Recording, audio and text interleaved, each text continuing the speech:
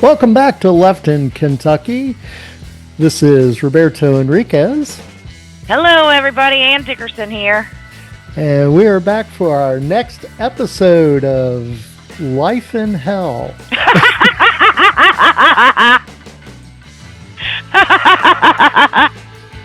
Now, We, come on. we, we are in our third year of this year, Right? the year of March. That's so funny. And it has been officially 2 weeks today since our last episode. Yep. We took a week off. I think we needed it desperately. Yeah, with the I had to get fitted for a neck brace from the whiplash on Right? the tariffs. We're doing them. We're not doing them. We're doing them. We're not doing them. More than just the tariffs, but I'm telling Yeah. you, we're all going to be walking around with those suckers here soon. Yeah. So obviously tons of shit going on, tons of stuff. I think we mainly want to focus on local politics this week, Kentucky stuff. I did want to kind of just on the tariff front, talk about the impact with Canada as it specifically relates to Kentucky. Right. So you may or may not have heard, but with the tariffs that the Orange Menace has been putting in place and rolling back and putting in place and rolling back, Canada he has managed to piss off pretty much the nicest people on the planet, Right? right? Like, you know. Um, Oh, and so one of the things they've done, obviously, with Kentucky being a red state, one of the largest importers of Kentucky bourbon. Kentucky, by the way, makes about 96 to 98% of all the bourbon in the world. And Canada, I believe, is our largest single importer of Kentucky bourbon. And Canada has removed all Kentucky bourbon from all of its shelves. right. And it's not just, I mean, even though that's probably the largest impact, you know, each state has their number one trade partner, and Canada is ours. Hmm. And I don't know if you saw it or not. I mean, I've seen so many faces now, I almost can't even keep up, right? Right? But one of the Canadian officials specifically stated, we're going after the red states, the people that voted for him, Yep. and the people who support him. And if you happen to be one of those red states that even if you have a Democratic governor or you have a Republican governor but a Democratic legislature, if the majority of your people supported this and continue to support this, we're targeting you. And so Kentucky is like way high on their list because they are our number one trade partner. Hmm. Yep. It's not just going to affect the bourbon industry. However, you and I both know, as I'm sure the majority of our listeners do, in many ways, the bourbon industry in Kentucky runs the show when it comes to the legislature. You could largely attribute the fact of, the lack of casino gambling and the lack of the ability to legalize recreational marijuana and things like that to either just the bourbon industry or the bourbon industry in coordination with the horse racing industry. Right. So afraid of any kind of competition that we can't have anything else. Yep. So I don't know. I mean, if I don't know. I don't even know what to say because what do you do? Because it's a federal issue, but it's going to impact Kentucky desperately. Yeah. And when you put that in combination with all of the other things that are going to directly impact Kentucky the most. For example, yesterday there was all the talk about the Department of Education at the federal level and they're going to shut it down. They're not going to shut it down. They keep, a part of the whiplash on almost every single issue you could name. This has been a problem. But they are apparently already in the process of slashing half of the employees with the Department of Education at the federal level. So that's absolutely going to have an impact with how things get done, because they aren't even trying to streamline processes or anything else before they go in and start firing people. They're just going in and firing people and then looking at what's left and trying to do something with it. And here we are 6 weeks in, and they've done all this firing, but they've yet to pick up the pieces and do any actual restructuring, right? Yep. To make sure that anything goes forward. So, and outside, two issues that are on the table that are huge. We've said it before, and it should be said again, that Kentucky takes more money from the federal government than we put in. We are a welfare state in that regard. Mm-hmm. And the number one area for Kentucky for money coming from the federal government is Medicaid. There are 50%, somewhere between 40 and 50% of Kentucky's children are on Kentucky Medicaid. Then you have a huge swath of these people who are the elderly in Kentucky who utilize Medicaid, especially nursing home patients, anyone in a care facility of that nature. And then the second biggest area where we take money from the federal government is education. And the Republican supermajority has made it their mission to continue to strip funds from public schools. There's a bill out there this year that changes the way SEEK funding is determined, again, in an effort to strip money from public schools. You add that to stripping funding at the federal level, schools are going to start closing, especially rural schools that use the majority of that money. Because when that money goes, the state of Kentucky doesn't have the funding to make it up. Right. And the other thing that happened yesterday was the USDA canceled contracts of totaling over $1 billion that was used to provide food to children in schools. Yep. I mean, when you think of the number of Kentucky schools that's going to impact, again, at the rural levels, it might not seem like anything, might seem like a drop in the bucket or something they don't even pay attention to a lot of families, how much it costs for school lunch, or how much, what if your children need to get both breakfast and lunch there because, of school bus routes that have to start really early in the morning, what have you. And those families that aren't going to be able to provide enough money for their kids to eat every day, then what? You just going to let these kids starve? Hungry kids can't learn. And, going back, I mean, the economic impact of all of this on Kentucky really cannot be overstated. Correct. It really cannot be overstated. And so let me put just on going circling back to the bourbon piece, because bourbon, and I love bourbon, but it's yummy in my tummy. Yeah, I get that. But so bourbon industry in Kentucky accounts for over 23,000 jobs. Right. The salary and benefits total $2.2 billion a year. Damn, I know where I need a job. With a B, $2.2 billion in the state of Kentucky.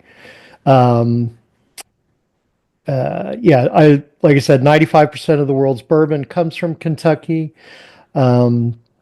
Tax revenue from the bourbon industry in Kentucky, to Kentucky and state and local governments, $358 million a year just in tax revenue.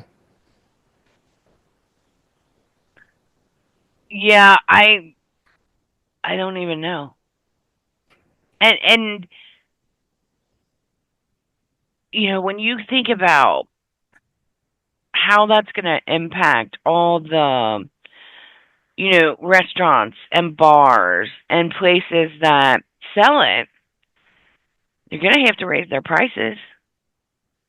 Well, and so here's the thing, right? So the places that will still take our bourbon, I think there's a big misunderstanding as to how tariffs work. Right, So, we put these tariffs on Canada. So if Brown Forman, one of the big bourbon distiller companies in Kentucky, right, they sell a bunch of bourbon to Canada, right? Canada does not pay the tariff. right. We Brown do. Forman pays the tariff. Brown Forman is the one that has to pay the US government. The money does not come from Canada or China or any place else that they're putting on these tariffs. What a tariff does is it incentivizes a company to not sell their stuff outside of the country because the company has to pay the extra money. Right. Which is passed on to the consumer. Absolutely. You know, every bottle that they make is going to go up in price, whether you're buying it for your home, whether you're, I mean, it always amazes me anyway, regardless of what kind of, you know, alcoholic beverage you're talking about. I mean, hell, there's places you go where just getting a soft drink is now $4 to go with your meal, Right. right?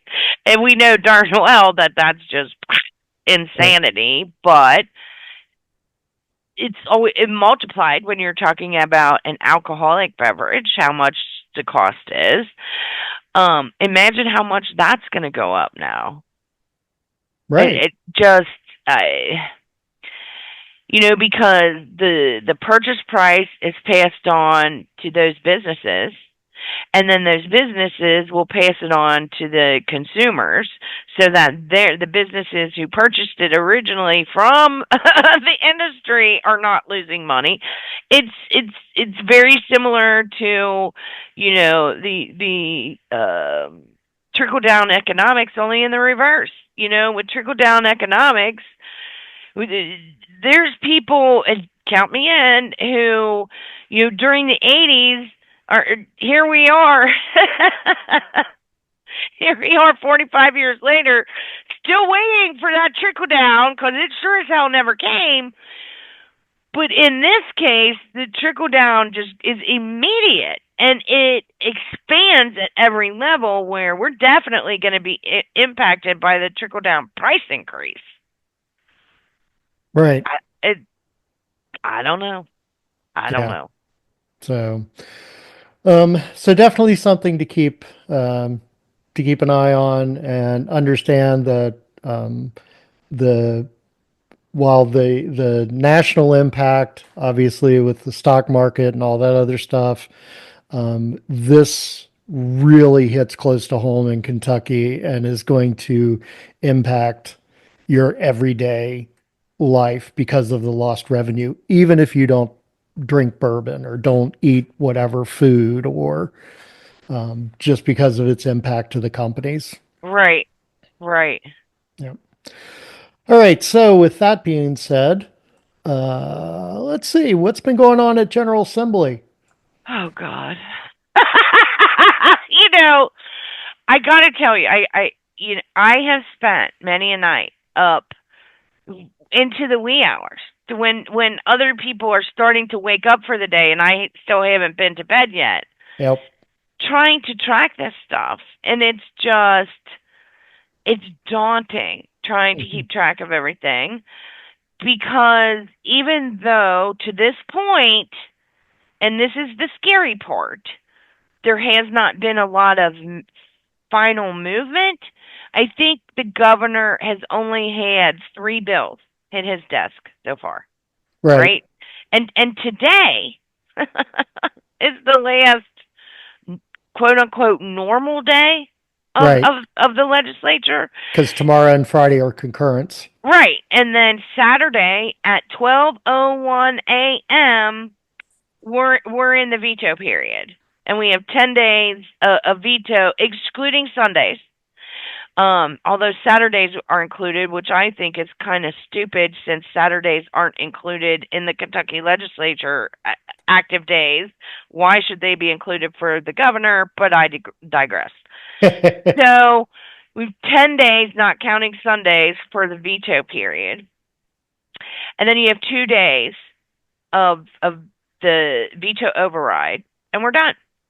Now, what And, people and need. just to refresh everybody's memory, for concurrence, that's when the Senate and the House, they try to agree on bills where they have different versions that have passed each side and agree on unified language. Yeah, and you know that also does, even though those 2 days are reserved for that. I mean, people need to understand there probably is not a large number of bills that require concurrence.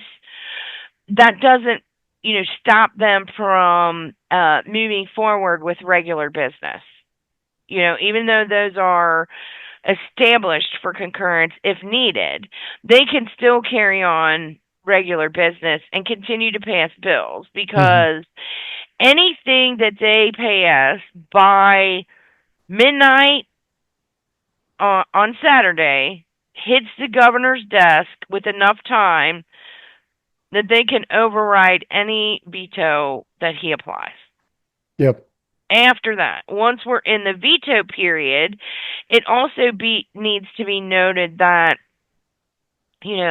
they still can carry on business during the veto period if they want and pass things. It's just that anything passed in that time, or anything passed in those last 2 days, they go into it knowing that if he vetoes it, they will not have the opportunity to override. They don't have enough time to override. Right. So, there's a lot of, I'm sure, especially today, there's going to be a lot of stuff going on to prioritize which things they want to make sure they get across the line with enough time to override any veto. Yeah. They're Friday, Thursday and Friday are concurrence. The Friday schedule. So people understand what the normal kind of day-to-day legislative schedule, Tuesday through Friday, because they usually don't meet on Mondays, but they have committee meetings in the morning. Then they usually convene at like 10 o'clock to take care of a little bit of business. They'll meet for an hour or two, take a lunch break, come back together at 1 or 2, reconvene, do some more business, talk about bills, whatever.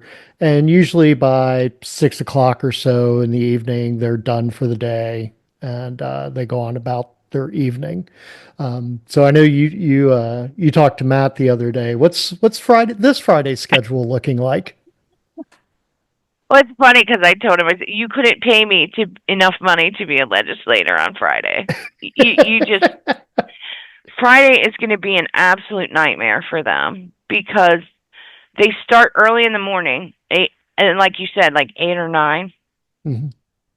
and they could literally go all the way up to midnight. Mhm. And it's all dependent on the supermajority and what they want to do. They have held back and held back and held back on getting the business done. It really is going to come down to, which could set things up very interestingly. I'm not going to lie. It's going to be one of those popcorn days. Yeah.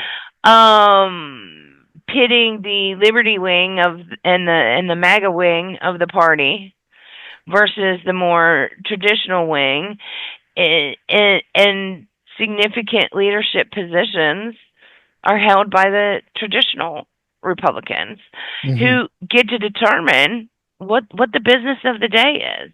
You Yep. know, how they get to determine how much time they're going to allot to get certain things through. And it will be very clear if something is not of significant importance to the traditional wing of the party. There's items that have terrified some of us, not Mm-hmm. all, but there could be a couple, that are especially important to the MAGA section will never make it to a vote. So that's going to be real interesting. On the other hand, they could decide, screw it, we want to throw everything but the kitchen sink out there because we know we can, and it would be nothing for them to pay us, an ungodly number of bills on the very last day. Yeah. I Um, think the next 2 days we're going to see, I think we're going to see a mind-boggling number of bills passed. yeah, yeah, and you would think you would think it would be a matter of, the bills that have already passed one chamber, whether Hmm. that be the House or the Senate, and are currently sitting in the other chamber, so they only need to pass one chamber. You would think those would be the focus. You'd be very surprised Yep. how a bill that no one that has sat and people have gone, oh great, we don't have to worry about that, comes out of nowhere, gets placed in a committee in either chamber, and goes one reading, two reading, three readings, bam, passes, and gets shoved over to the other, Yep. and one reading, two reading, three readings, and then by Friday it's pass, pass, pass, pass, pass, pass, pass, pass. Yep. I mean, And, common sense would tell you, okay, if a bill has to have three readings, those should be on 3 different days, right? Because the idea of three readings is to give people a chance to hear it in case they have to miss a day or something. That's what logic would tell us. But oh, no, no, no, no. well, that's the way it used to be. Right. Now they can do all three readings in one day. Right. Personally, I think that needs to be rewritten. The rules of procedure. Now, who gets to write those rules? I, you know, I would assume that just like legislature, any laws that they have to be agreed upon somewhere No, and the vote. party in charge gets to set those rules of procedure. Seriously? Yep. The party in charge gets to set the rules of procedure. Just like the federal government, same thing. Well, So they it's get they can impose whatever rules they want. which is ridiculous. I mean, it's one of the biggest complaints at the federal level, and I have no doubt that it is at the state level as well. When they get handed these 1,000+ page bills at the federal level and then are given an hour to read it and vote on it, which is just complete and total bullshit. We all know that. Hmm. The same thing should apply at the state level. There's no reason to be handing these bills to people and be like, okay, we're going to vote in 15 minutes. What? I mean, it's just daunting to me. Yeah, Daunting. absolutely. So let's talk about some of these bills here. Let's do it. Any place you want to start? You want to start with Senate Bill 2? Okay, so Senate Bill 2 is the bill that Republicans have been very successful in putting this bill out there in a very non-truthful way. Hmm. Senate Bill 2 is the bill that prohibits transgender inmates from receiving medical care. Now, the way that it has been publicized by the Republican supermajority is, we ain't paying for transgender surgery for inmates. Okay, time out. you know, We aren't talking about surgery. And surgery is not even mentioned anywhere in the bill.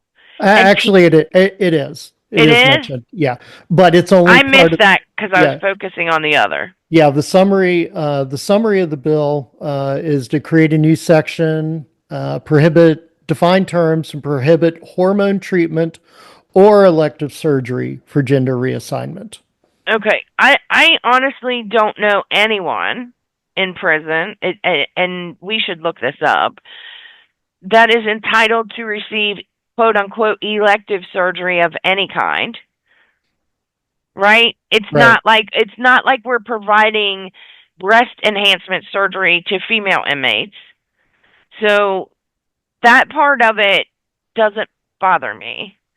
What bothers me is the medication part, which is the most important part, in that, you know, there there is the potential for adult inmates to have been on hormone therapy for years, possibly decades, right? Mm-hmm. And it allows them to, live their life the same way that diabetic medication or heart medication or any kind of medication you can name enables any individual to live their best life. And these medications are prescribed by a doctor, Mm-hmm. and doctors covering their care know, how long they've been on it, what effects it has, what have you. So why are we making this such a priority to deny medical care from people who identify as transgender?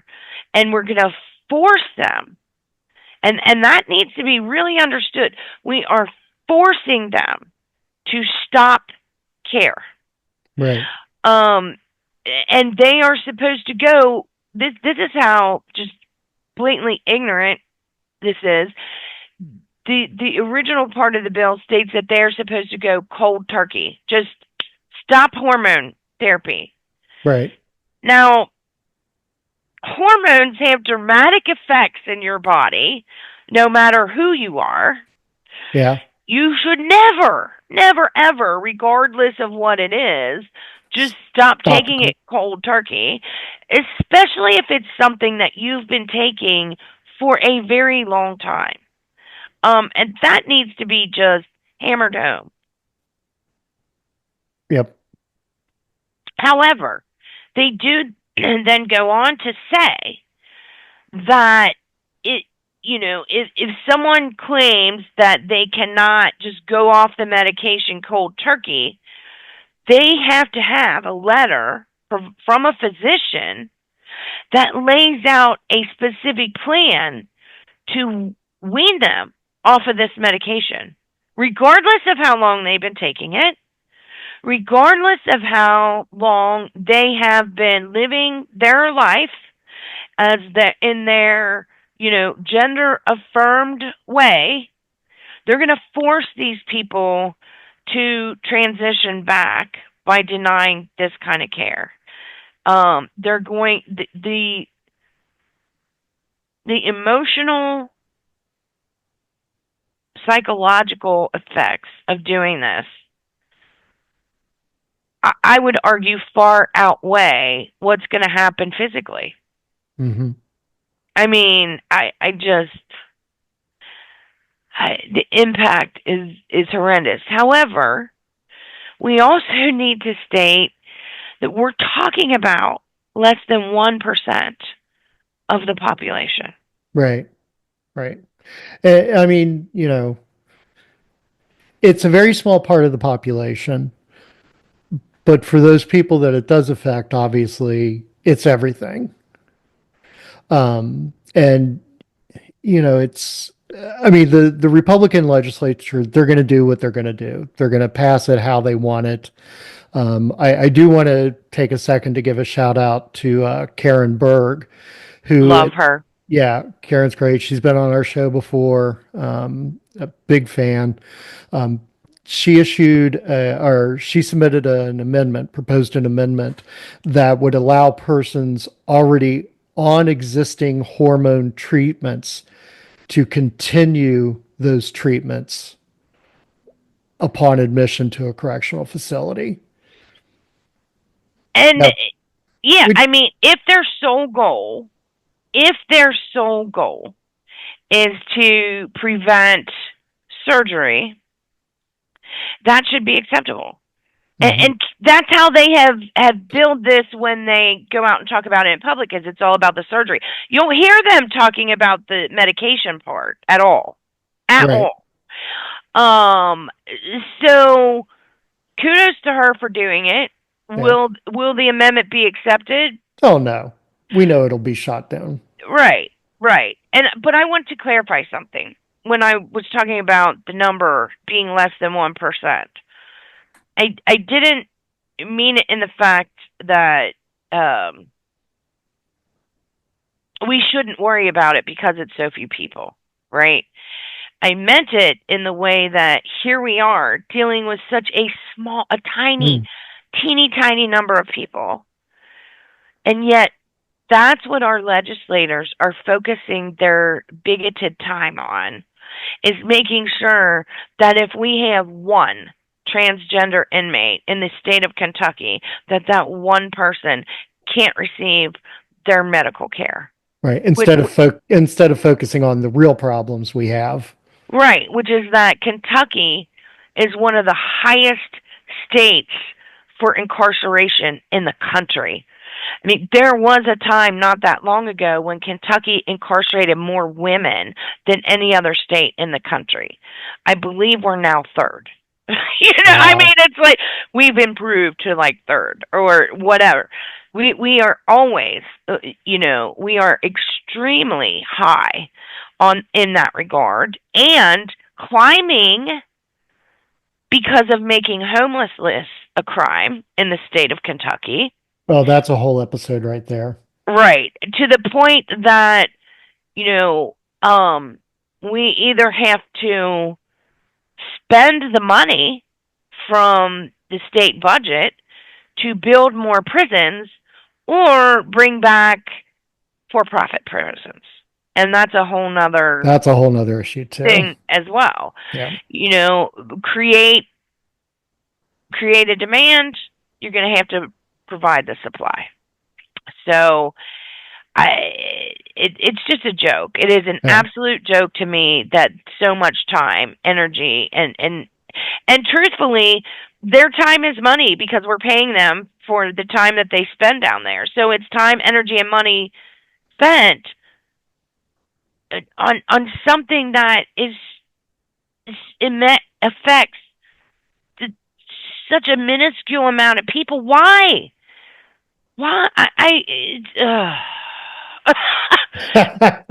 This is one of those places where we're going to have to start doing this during our podcast, where everybody take a drink when Ann does the deep sigh. Yeah. It's just kind of like, drink, because I don't get it. I don't get it.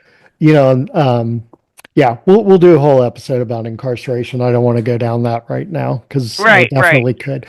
Senate Bill 75.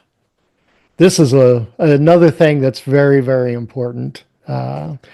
Senate Bill 75 is a bill that lowers the age requirement for carrying a concealed and deadly weapon from 21 to 18. Because, of course, it is a great idea to make sure 18-year-olds are allowed to carry a concealed weapon. I have to quick take another drink because I'm just like,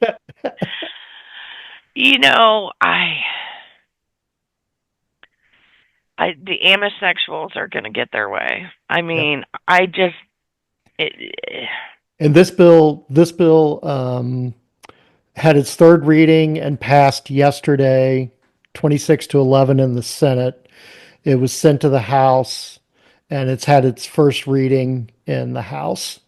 So I suspect this is one that they're definitely going to push through. Probably today. Yeah. I mean, if it's already had one reading, they can do two readings and a full House vote. Because I think does the House convene today, like 2? I think so. Something like that. Yeah. 2 o'clock. This is gonna fly, and Yeah. it just makes me sick to my stomach of all the things. Again, roads, bridges, schools, the number of things that we need to deal with in the state of Kentucky that impact people's daily lives is daunting, and we're going to focus on these, posturing bills for the peacocks to get up and fan their tail feathers and say, "Oh, look what I did." It just and without any concern for the possible ramifications. Right. I mean, God. I just, yeah, I don't understand. Yeah, I don't understand. Yeah, I mean, Kentucky already has some of the loosest laws in the country when it comes to gun ownership and You and paused after loosest. Wasn't sure where you were going there. I didn't know what other word to apply. I mean, we are so non-restrictive when it comes to this. And yeah. Yeah. All right. So moving on, we got a lot of ground to cover here. Let's move over to some House bills. House Bill 4. Oh, this is the anti-DEI bill at the Yep. collegiate and university level. Already passed the House. It's in the Senate. The Senate also convenes today at 2 o'clock. I believe it's already had 3 readings, so it can be voted on today. Yep. And it's going to pass, and it just makes me sick because you're taking a group of individuals who are so bigoted, and you can apply any phobia or ist to the end of any word, and it encompasses so many in the Republican Party today, whether it's misogynist or racist or homophobic, xenophobic, you name it, it exists. And they're trying to equate DEI with affirmative action, Right. and they're not the same. Um, and let's be very clear. I wish that they were not allowed to use DEI as a term because it's an acronym, and people need to know what those words mean and stand for. Diversity, equity, inclusion. If you don't believe in those things, if you don't believe in diversity, you believe in sameness, uniformity, conformity, right? Everybody should be the same, look the same, act the same, what have you. Equity. You don't care if the state of anything is, you know, unjust or not equal. You don't care if the wealth gap grows. You don't care, about everything that stems from that. You don't understand that not everybody starts life from the same place, and that some people will automatically not need a leg up in any way, need a helping hand in any way, while automatically certain people will. Mm-hmm. And you don't care. Inclusion. That means that you stand for segregation. That means that you believe that not all human beings should be invited to the table. If those are the kinds of things you stand for, you're just a horrific human being. Period. I'm not kidding. No, And you're these right. are the same people who stand and thump their chest about their Christianity. Nowhere in any book, any document of the Christian faith that I'm aware of stands for segregating people, stands for sameness, I don't know. stands That Jesus dude seemed to be pretty DEI woke to me. right. I'm just like, what in God's Right. name is going on? So they're actions versus words. They can say they're Christians. They can say they're building a better society. They can say, they're for all these things, but their actions are absolutely the exact opposite of the words coming out of their mouth. Yeah. And you had many, many student groups, gosh, love them, who went to Frankfort, who lobbied Hmm. the legislators, who spoke at these committee meetings. They were completely tuned out. Yep. Completely tuned out. They don't care. Not gonna lie, I was on Marianne Proctor's page. She was trying to rail on behalf of this bill and what it means. And the thing that cracks me up, especially about women who support this kind of stuff, is that white women are the number one beneficiaries of DEI initiatives. Hmm. And then she's voting against herself. They're voting against women. And not just white women, don't get me wrong. It's against all women, minorities, people with disabilities, what have you. But the people that look like you are the very people that are going to suffer by taking away DEI initiatives. The other thing is it's a complete this is where they get into the whitewashing of history or the Hmm. absolute erasure of it. They don't care if students learn about um the Black history. They don't care if they learn about women's history. They don't care if they learn about Native American history. They don't want any of that out there. They want to Yeah. either ignore it or whitewash it, and it makes me sick. I Yeah. mean, I there mean, were this, tons of faculty I want to make a mention of that were down there speaking against this bill as well. okay.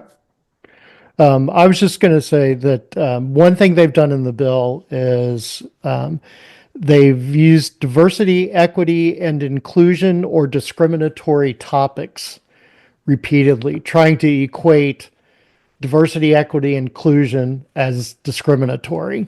Right, they're excellent, excellent, excellent at flipping the narrative. That's Hmm. what they're trying to do. When in fact, that's what they're doing by passing this legislation. I mean, you have college students who will leave Kentucky, who will transfer to schools Oh outside of yeah. Kentucky. You have college and university students who will now feel unsafe on their campuses because of various policies that are fall under the purview of the DI program or DI initiatives. Think of students with disabilities. All of their stuff falls under DEI. So, whether at the collegiate level or lower levels, which we already have it at the lower levels, you're taking away special education services. Hmm. You're taking away assist devices for individuals who might not be able to afford it on their own. And the school helps them get what they need to be able to be a student on campus. This might be the only way that these students are able to get a college education, and now we're going to deny that. What are you going to do with all these people who want to pursue a college education and either don't feel safe or are unable to because you've taken all of these initiatives away? It's going to further push young people out of the state. And it's a problem that we know already exists in the state of Kentucky, where once we have kids reach college age, they get their education and they don't come back to Kentucky. They're going to other areas of the country, especially professionals in various fields. One of which is medicine. We've already done a show on that and talked about that. It's going to significantly spread to other areas, and it will cause the population of Kentucky to age. And you're going to get to the point where you're relying on the elderly population to support the economy of Kentucky. We got enough things affecting the economy of Kentucky without thinking that we're going to be able to rely on an aging population. And as I'm reading through the amendments, and just there is one House committee amendment, there were 6 House floor amendments, or 7 House floor amendments. There were 19 Senate floor amendments to this bill. And they've all been included? And well, some have, some haven't.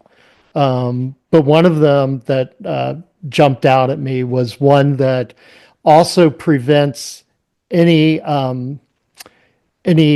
faculty or staff from sponsoring a student-led organization on DEI. So you can't even have a group of students on campus have a DEI club or organization, because most campuses require some form of staff or faculty sponsor. So you can't even have like a black student group, a whatever. Jesus. Or I'm assuming if a GLSEN. Oh yeah. If you wanted to have a gay straight alliance, I'm going to guess that would be prohibited by this as well, because most schools require a staff or faculty sponsor. It's just obscene. I mean, this is nothing but culling the herd, and they might as well just call these bills "straight right is all right." and that's it, because that's the only people that care about straight white male. I mean, drink. Yep. All right, let's see. Let's move on to House Bill 398. This is a bill that I know is very troubling, very upsetting to labor, to the unions. Right. And I get it. Now, this is a bill relating to occupational safety and health. Right. And I think what people don't understand is that, because on the surface, I could see how somebody could look at it and say, that doesn't sound terrible to me. But here's the thing. Kentucky falls low in so many metrics. Worker safety is actually one of the areas where Kentucky excels, because our Kentucky state OSHA standards are higher than what exists at the federal level. Right. And so what this bill does is roll that back and says that in the state of Kentucky, we don't have to do anything other than what the federal standards are. And again, there are people who would be like, obviously a significant number of our legislators feel like, that's no big deal. But workers are very upset about it, because of what that opens them up to, in terms of safety. And why would you weaken us? Why would you weaken your labor force and their feeling of safety in any regard? It just, and why is this so important? Because it has become a priority bill this session. Why? I don't get it. Yeah. And one of the things that jumps out to me in this bill is that it says to allow only current employees or qualified representatives of current employees to request an inspection. So if you got injured and you were let go because you were injured, this would prevent you from requesting an inspection, which you might need for a workers' comp claim. Yeah, I mean, it's just bad. Yeah. So much of what we're dealing with is just, it's inhumane. Mhm. It's inhumane. That's the best word to describe the vast majority of the things that we're looking at. All right. House Bill 424. Employment at post-secondary education institutions. Let's do away with tenure. Right. I mean, this is a backdoor way to get rid of something that they've wanted to get rid of for a very long time. But starting at the collegiate level, because this specifically deals with um, Right. professors, if I'm not mistaken. Yeah, it's just post-secondary. Right. We're not dealing with the teachers at the lower levels yet. I think they're going to see how this goes. You know, I can see with this bill how people would go, "Oh, this sounds really great." That Yeah. every faculty member, and I think it goes up to like the faculty president, if I'm not mistaken, has to go through a review at least every 4 years, blah blah blah blah. Well, here's the thing: most faculty and the staff that this applies to, there's already there are already policies in place where people are evaluated more frequently than every 4 years. But tenure brings with it certain protections. Right. And any professor that has been around long enough to achieve tenure, there's it's not about status. It's about protection from a lot of the biases that Right. can occur with changing administrations, so on and so forth. And what this bill does is it strips that away and makes it so that tenured professors can be fired for and it could very well be one of those biased parties that is Right. able to generate, you know, a reason that is in fact not true, but then is used to fire a professor, and then that professor will be forced to, you know, spend time, energy, and money to fight their case if they want to go through the courts, blah blah blah. And Again, it also prevents tenured professors from trying new things and from innovating in their classrooms. I mean, most of the innovation in on college campuses come from your tenured professors because they have that protection to say, "Hey, let me think outside the box and try something different to see if that connects with these students." absolutely, and they're making these things very, and this very much, I assume, comes from the business world or some business Yeah. type model, because it's productivity based. One of the reasons that somebody can be fired is if they don't Yeah, produce or failure to meet performance and productivity requirements. right. And so, a lot of professors when they're hired, they come into it with the agreement that they're going to do XYZ research and submit so many articles a year and bring in so much grant money a year and yada yada yada along those lines, right? Right. And so the younger people, they're very much already in line with that and know what they have to do when they agree to come on board. But like you said, once you achieve tenure, that's where you get some really cool stuff because then they can play around.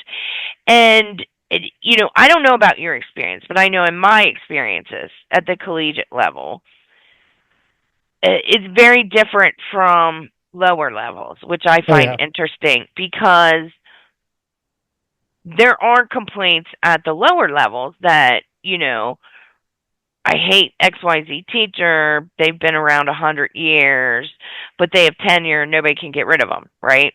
Right. At the collegiate level, it's kind of the exact opposite, in my opinion, because the professors that have been there long and that, every one of their lectures or every one of their labs or whatever are just packed with students Hmm. all the time Yep. because they're so beloved. Right. Because they get up there and they do the crazy thing.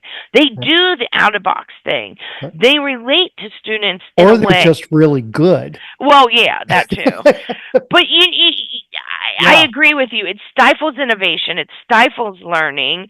It creates an assembly line of this is how we have to teach science. This is how we have Right. to do this. And it's it's it doesn't only do that. Again, it's going to be a roadblock to recruiting the top line Hmm. of professors to Kentucky to teach in our colleges and universities. What's the advantage of coming here if tenure means nothing? You know, I mean, the General Assembly has spent the last 2 decades systematically destroying the education environment in Kentucky to where people don't want to teach in Kentucky anymore. right. I mean, we We already can't even know get people into the education programs in Kentucky. exactly. And we already know we have a massive teacher shortage at the lower levels. This is going to drive it at the collegiate and university levels too. Yeah. You know, and when you take away DEI, when you take away security nets for tenured professors, what do you think that's going to do to your cash cows at the University of Kentucky and the University of Louisville? Yeah. You know, what student athlete would want to come here? You're going to see a quick uh, testosterone laced whitening of the of the faculty at most of the And, universities. and student body. Yeah. And student body. And it's going to decrease the number of students that come from outside the state massively. So then what are you going to do? Here's how we defeat this bill. This will hurt the University of Kentucky and University of Louisville basketball and football programs. Absolutely. Absolutely. And they don't see it. Yeah. They just don't see it. So this is already it's already passed the House 7817. It's been received in the Senate, and the first reading was uh, reported favorably, had the first reading, and was assigned to the calendar yesterday. So Yeah, I that's mean going to the come up today, I'm sure. yeah, and I'm sure it's also a huge probability that it's going to pass. And it's narrow-minded, it's bigoted, it's with a specific drive towards harming education, and Yep. it's making the state worse. All right, and finally, the last bill we want to talk about today is this session's sewer bill, House Bill 495. Title: An act relating to executive orders and declaring an emergency. Well, that sounds innocuous enough. What are they doing here, I wonder? Yeah, this is a Counseling. This is yeah, the conversion therapy rights bill. right. And it's very much not just a slam at the LGBTQ community. It's also a slam at Andy Bashir. You Oh know, yeah, it's one way to get back at him for passing the ban on conversion therapy. Um, I think one of the most dauntingly sickening, disgusting things that has happened since this bill came up is that someone that you and I both know and just love to death, Brandon Long, yeah, who ran for office in Campbell County last year, House District 68, is a survivor of conversion conversion therapy. therapy Yep. and was so tortured Yeah. emotionally, psychologically by what he went through. Thinking just horrific things about himself because of this non medically supported quote unquote therapy. And he was so compelled to go down this year, as he did before, to testify in committee. And the sponsor of this bill basically called him a liar, saying that he was wrong. Wow. Now, how do you tell someone that explains to you, and it could be any topic, I don't care what it is, that explains to you their experience, that tells you their story, their personal story, lays everything out there and explains how they feel about it, why they feel that way.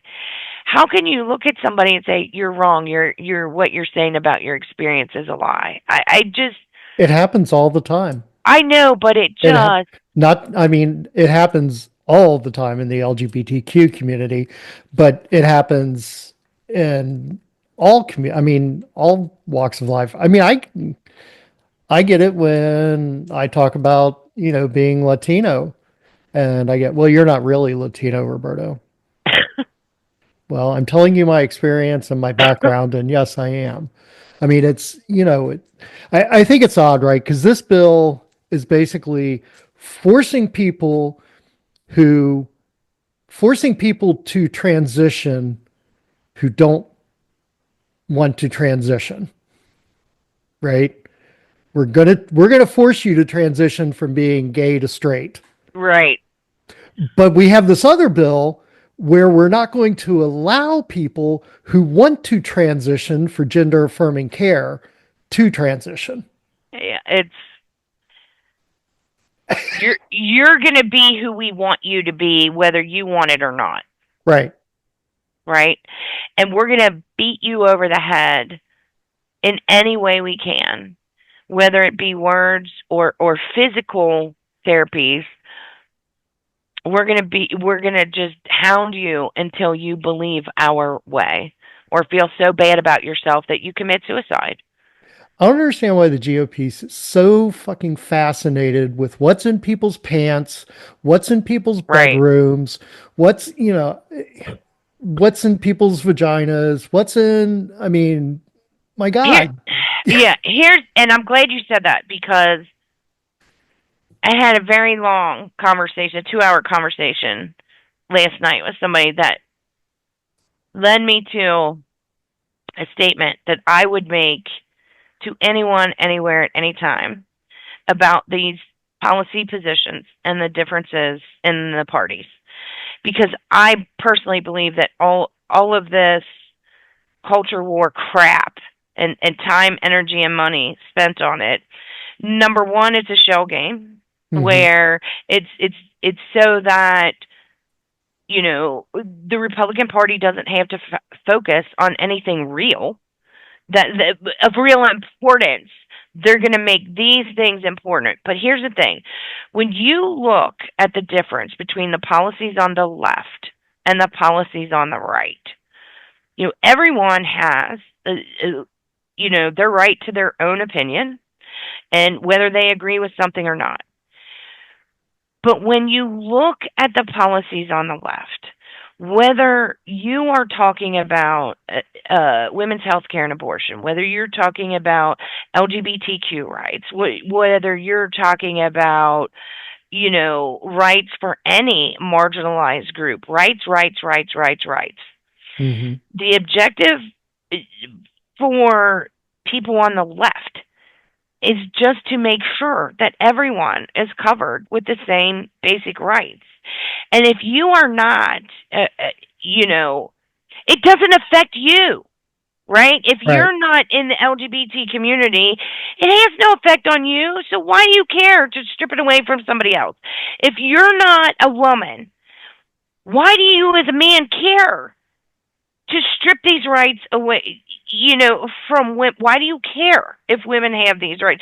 It doesn't affect you personally. It doesn't affect your family. It doesn't impact you negatively in any way, shape, or form.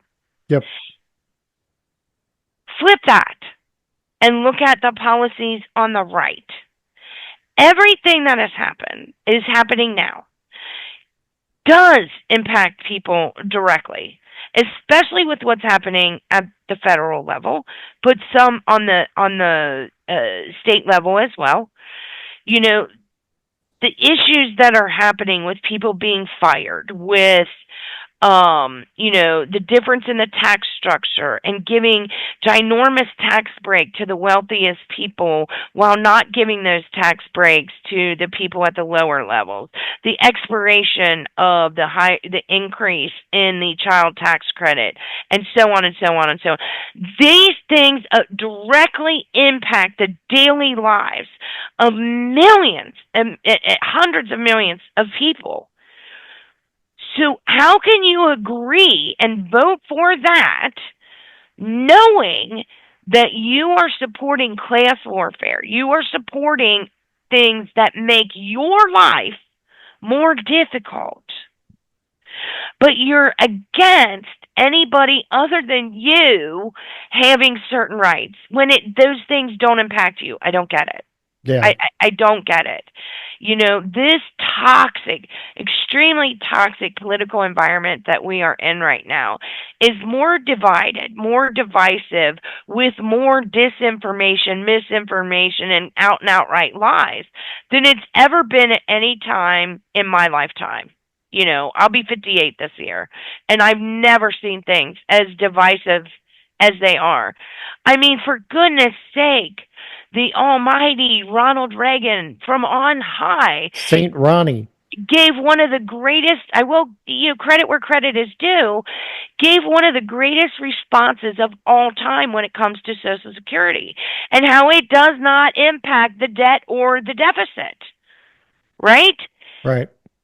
Here they are dismantling it, giving all of the information to Elon Musk and his team.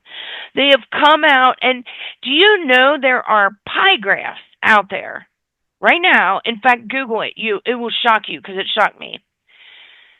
That lists Social Security as the number one expenditure of the U.S. government. Yep. That's not even a budgeted item. It has its own, trust for that. But they're including that so they can say, we need to cut here. Right. Bullshit. Yeah, exactly. So these are the conversations I want to have with people. When we're looking at these horrific bills that are going to hurt the smallest groups of people or the most marginalized groups of people, or, hell, up to half the population when you're talking about women, if it doesn't affect you personally, if it doesn't change anything that will happen at your kitchen table with your family and doesn't impact you in any way, why are you supporting hurting these people when it doesn't impact you? And yet supporting the things that will take from your children, from your grandchildren, from your mom and your dad, from your kitchen table. I don't get it. And I need someone to explain it to me like I'm 5. All right, let me take a drink and step off my soapbox now. No, you're absolutely right. You're absolutely right. It's kind of scary what's going on. Yeah, so that bill's already passed the House, and it's in the Senate schedule. It's already had its first reading, and probably have its second. May pass today, may pass tomorrow. So, yeah, so we got that to look forward to. I mean, and there are so many more we could go into. We just don't have the time. Oh yeah, there's how many bills are there this? There are over 1,200. Yeah. Never in the history of this state have there been that many bills that I'm aware of, and especially not in a short session, 30 days. Yeah, this isn't even the 90-day session. Right. This is the short session. I mean, insane. Absolutely flipping insane. Yep. All right, so if you want to watch the fun over the next couple of days, get yourself a big bottle of whiskey and or preferred, or some snacks. You can watch it live on KET. KET streams all of the sessions live, so you can watch what's going on. You may not sleep for the next couple of days or next couple of years. Yeah, give it a check. You can always go to the Legislative Resource Commission to look up any bills, any committees, legislators, see how they voted on it. You can look up your legislator, look at their voting record to see how they voted on things, bills that they sponsored, co-sponsored. All that information is available on the Legislative Resource Commission website. And that's legislature.ky.gov. Let's see. What do we have something scheduled for this Sunday, if I Yes. remember right. Yes, yes, yes. And please share, spread the word, bring yourselves, your partners, your families, friends, coworkers, what have you, this Sunday, 2 to 4 on the Roebling Bridge pedestrian walkway. We are having a Stand with Ukraine rally, and we're going to have groups from both the Ohio and Kentucky side out there on the bridge. We've been telling people that weighted sheets, shower curtains, and tablecloths are great for making a giant sign that you can hang over the railing. We generally zip tie these to the railing, but by law, you also have to have a hand on it at all times to make sure that it doesn't fall in the river, and Mm-hmm. that's perfectly, understandable to me. We will have drone coverage. We will have, I'm sure you or I or whomever will do various videos, whether live or not. We'll have lots of pictures. But we're really wanting to support the Ukrainian community, especially here in the Northern Kentucky, Greater Cincinnati area, because whether people realize it or not, we do have a significant population of Oh these yeah. individuals. And as with the Latino community or any other community, we want these people to feel loved and supported and seen and heard, and know that we're here for them. So I expect a really big crowd Yeah, to. historically, these are some of our biggest events when we do events on the bridge, Yeah. along with the Ohio folks. We tend to get a really good sized crowd. We tend to get really good coverage. I think one time we even got the New York Times covered Yep. it. Yep. Yes, we did. Yep. And I think both times, or how many times have we been out? 2 or 3 times we've been Three out there. times. Yeah. Has it 3? Yeah. We have always approached or surpassed the 300 level out there. That's our average. Is right in that, but like between 275, 325.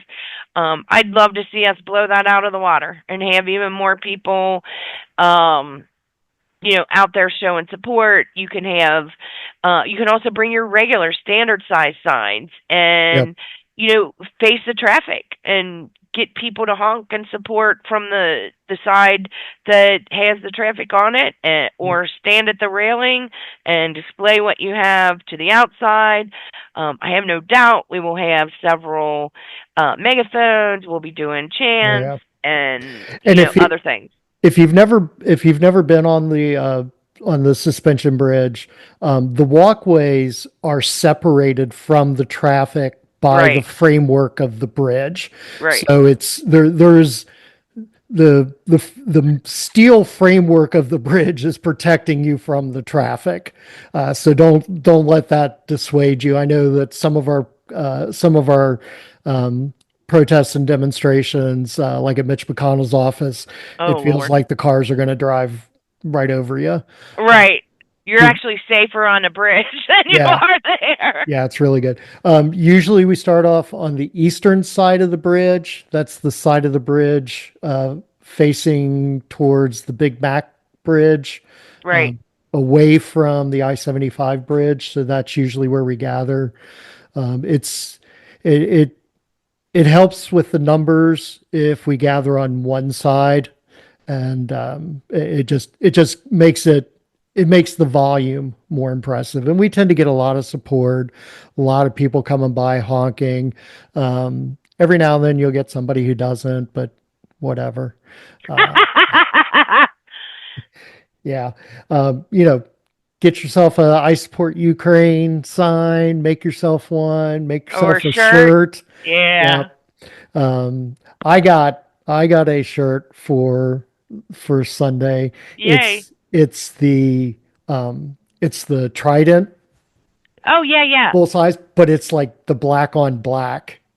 Ooh. Yeah, it Okay. looks really cool. It reminded me because Zelensky has his sweater that he wears has the little black on black logo on it. Yeah, And I was yeah. like, ooh, I like that.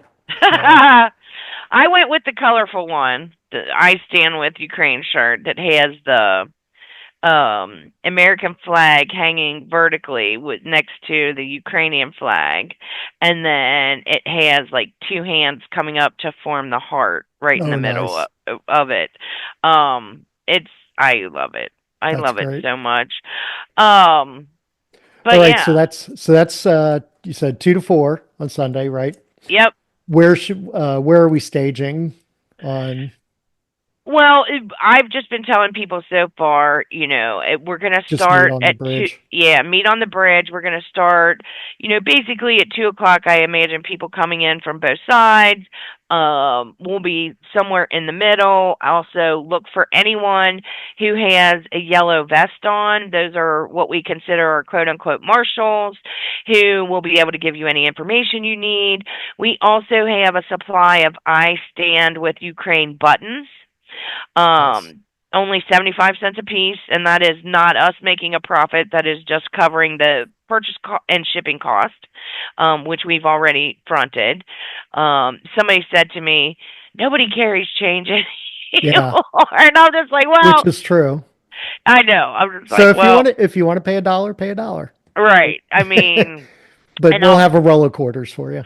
well, and so we're going to have, people on each side, so one person at each end of the bridge with those, so that as people enter, they can purchase them as they enter the bridge if they want them.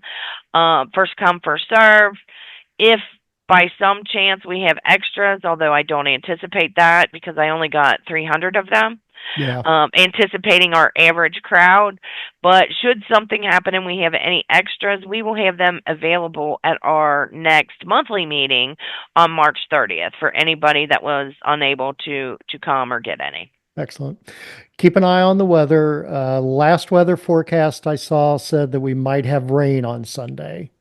So, but you know how weather in Cincinnati is. It can change at any minute, any day, and that's still a few days away.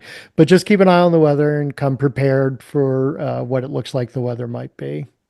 Yeah, the last time I looked at it, it said rain early and then like cloudy in the afternoon. So I'm hoping that 2 to 4 is late enough that if it does rain, it passes us. But you might have to bring a rain cover Yeah. as So, long as it's not lightning. yep. We'll still be out there. Lightning with preclude us from being out there on the bridge on all that steel. I was going to say, what? You don't want to be on a big steel structure and a Right? thunderstorm, lightning? No, yeah. Obviously, if it's lightning, we'll have to scrub the plants. So, Right. We'll reschedule. Here's what it says on the Weather Channel right now: rain showers early with mostly cloudy conditions later in the day. To me, cool. 2 to 4 is later in the day. I don't know, but Cool. hopefully, knock on wood or whatever, we'll make it.